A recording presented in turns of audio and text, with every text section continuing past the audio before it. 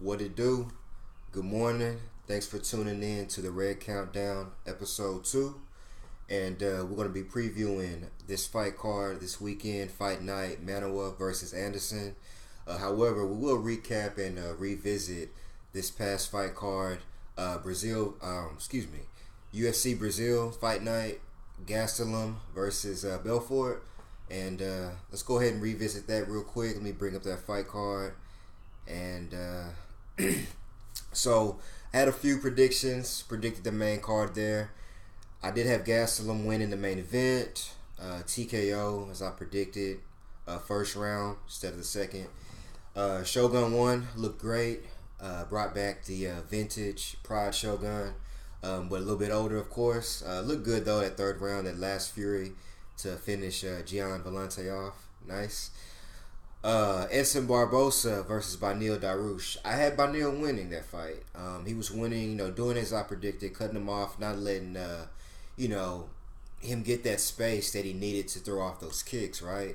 But still, he had just that much space to throw off that flying knee and, knocked him the fuck out. That was sick. Next fight, Ray Borg versus Jussier Formiga. Ray Borg ended up winning a unanimous decision. I had Jussier going into that fight. I thought this was his fight to catapult him to the title shot against Mighty Mouse. Didn't happen that way, so I don't know if that guy's ever going to get his title shot unless, somebody falls out due to injury, something like that. But Ray Borg moves on. Great performance by him. Marion Renault and Betch Correa. I had Betch, I had her winning that fight until that third round. She was my prediction. Marion, put it on her ass in the third round, and maybe that was a 10-8 round, and ended up getting the draw. So that's how that fight went down. Very disappointing for Betch. I mean, you were winning the first two rounds. You just needed to go out in that third round strong. However, you just let someone completely dominate you in the third round and possibly get a 10-8. So not a good look, especially in your home country. So yeah, that's pretty much how that fight card went. Do have one announcement from that fight card. Well, actually kind of two. Belfort, he basically stated that his next fight is probably going to be his last. He wants to fight on the UFC 212 card. He wants to fight against a non-Brazilian, so we'll see what happens there. Rashad kind of makes sense, but I know him and Rashad are friends, former training partners. Hector Lombard did call him out. I would love to see that fight. I actually think Belfort would win that fight. And who knows? Let's see what happens. That's my prediction. Belfort versus Lombard in Brazil. But let's also talk about that fight card. Gastelum is on a legend killer kind of streak, kind of like Wyman was a few years back. Knocking off Vitor here. He knocked off Tim Kennedy prior to that. And he's looking to face Anderson Silva. He called him out. And this morning, breaking news, that fight is official. So UFC 212 in Brazil, I believe Rio. Yeah, it is Rio because that's Belfort's hometown. So in Rio, anyway, Gastelum versus Anderson. And that's going to be a fun fight. We will review that as we move closer to that fight card. But let's go ahead and preview this weekend's fucking fight card. UFC Fight Night, Manuwa versus Anderson as the main. And it looks like the co-main is going to be Gunnar Nelson versus Alan Jouban. So, I'm just going to preview... let's do the whole fucking main event. So this is a UFC Fight Pass card. You have to have the Fight Pass subscription to see it. It's going to be in England, Manuwa's home country. Also, Brad Pickett. It's going to be his last fight. So let's jump right into it. Featherweight. We've got Arnold Allen versus Makwan Amirkhani. Let's check him out real quick. Makwan Amirkhani. I've seen him in his debut. I believe he won in less than 10 seconds, maybe 7 or 8. Ran across the octagon and threw a flying knee. He's one of Connor's training partners, and I like that young kid. I like him, man. He's got the looks, bravado, kind of like Connor, and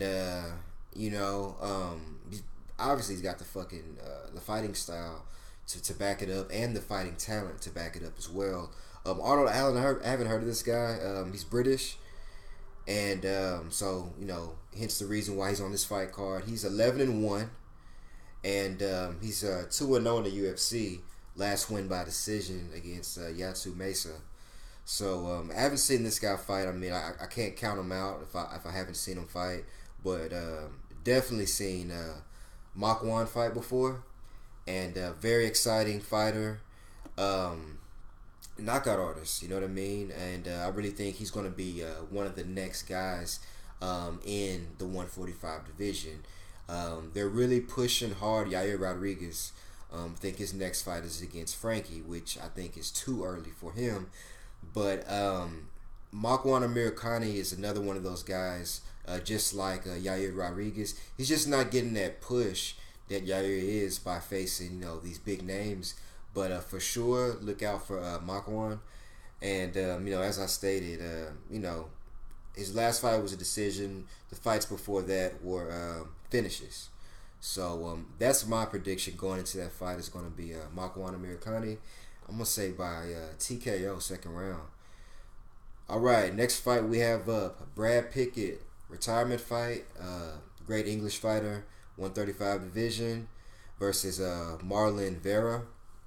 Brad Pickett, he's a streaky fighter as well. His last fight was actually Uriah's retirement fight, which, he lost. It was in Uriah's hometown, Sacramento. He lost by unanimous decision.